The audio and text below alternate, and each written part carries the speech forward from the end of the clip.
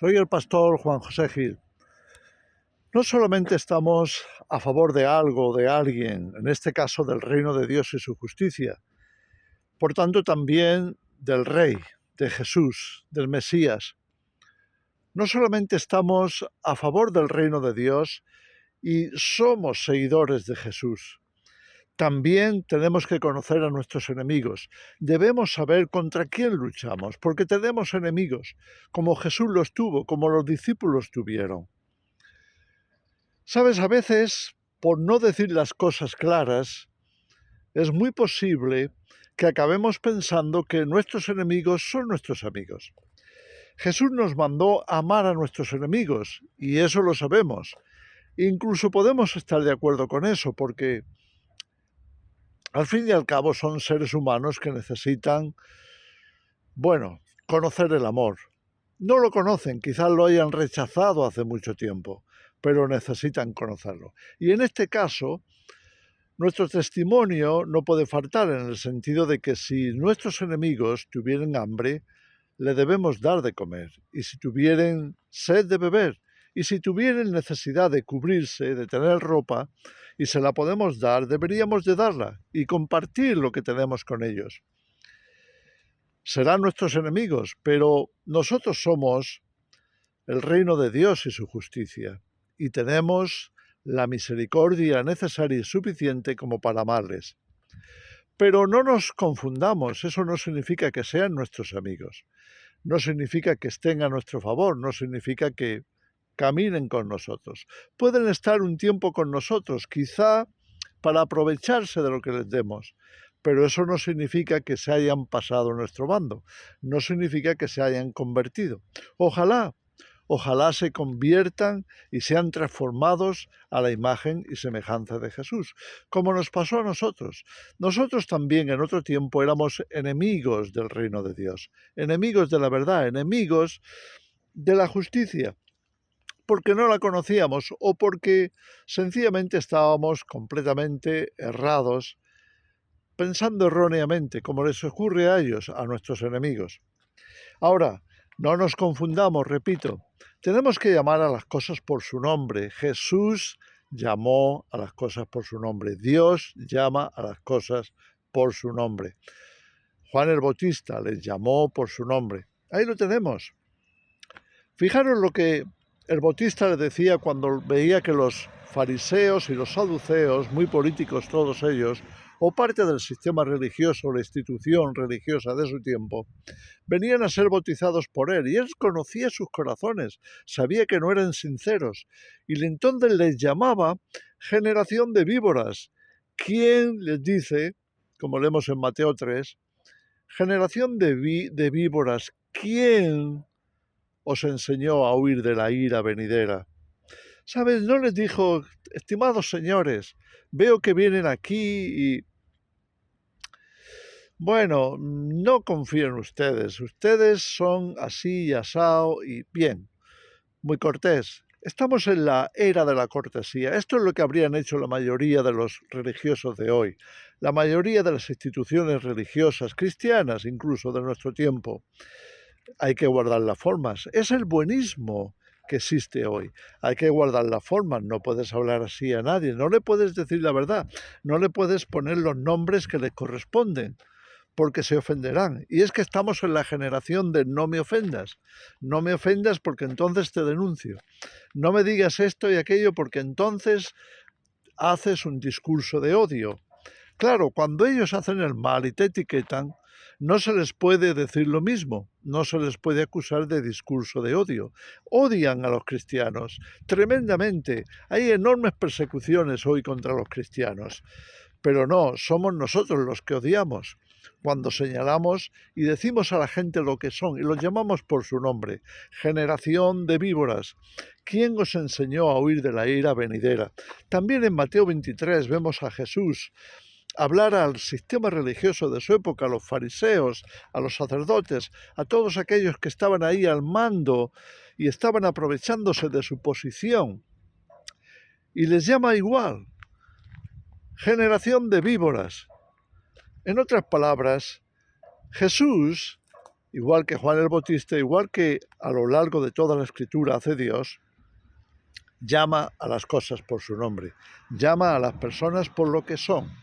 Incluso a veces Dios tenía que cambiar el nombre a las personas para llamarles de otra manera, porque quería llamarles lo que son dentro del propósito divino o lo que son en su trayectoria.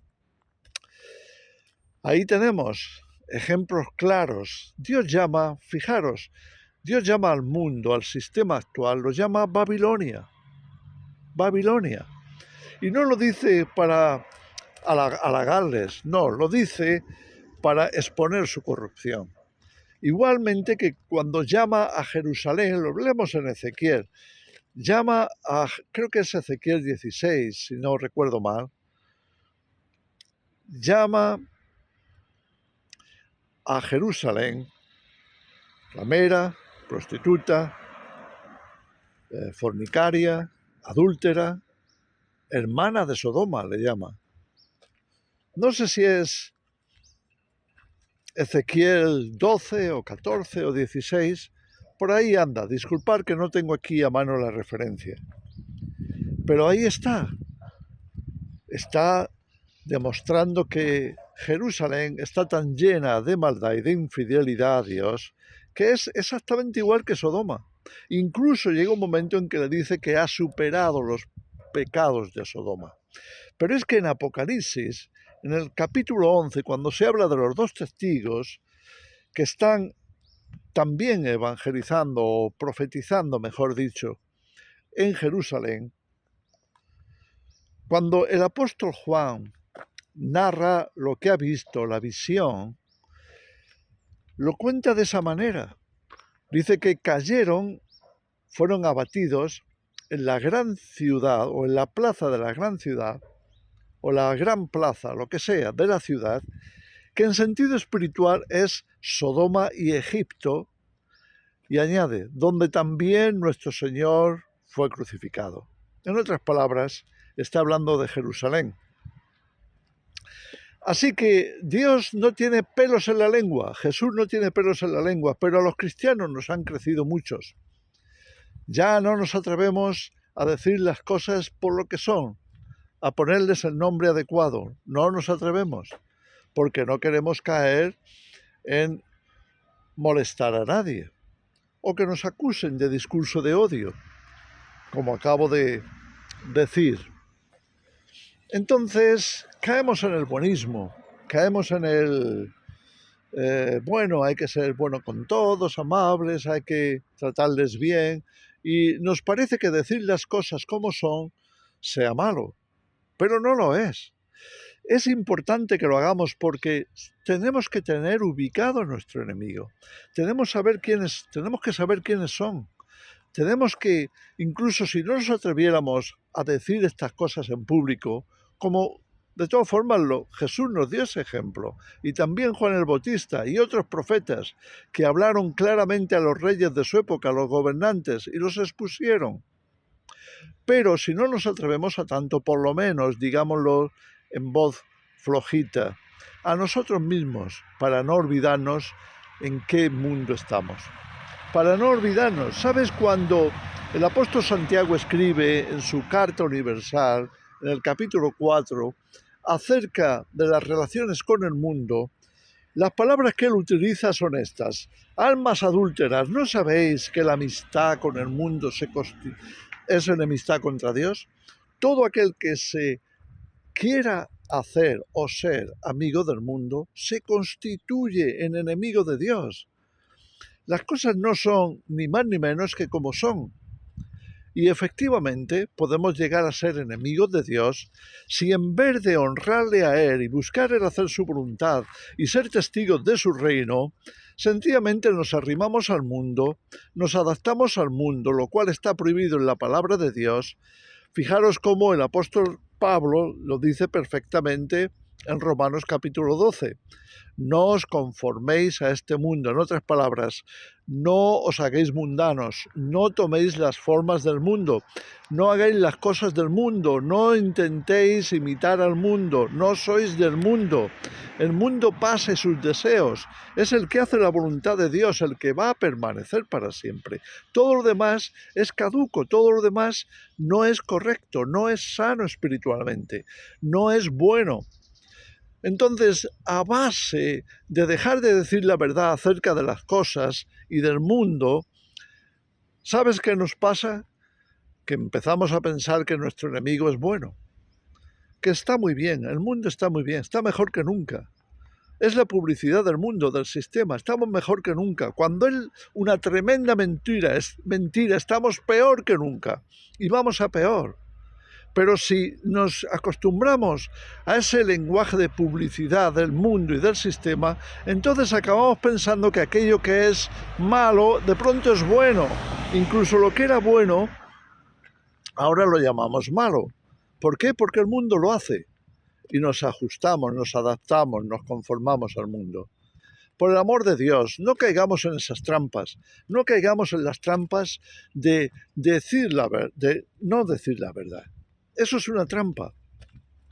Digamos las cosas como son y pongámosles el nombre que tienen, aunque sea entre nosotros si no quieres hacerlo en público, si tienes miedo de que se te escuche y se te pueda acusar. Pero por lo menos no caigas en la trampa de acabar pensando como el mundo.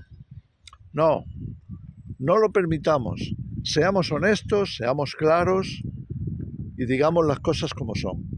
Este mundo está destinado a la destrucción, al fuego de la ira de Dios, les guste o no les guste.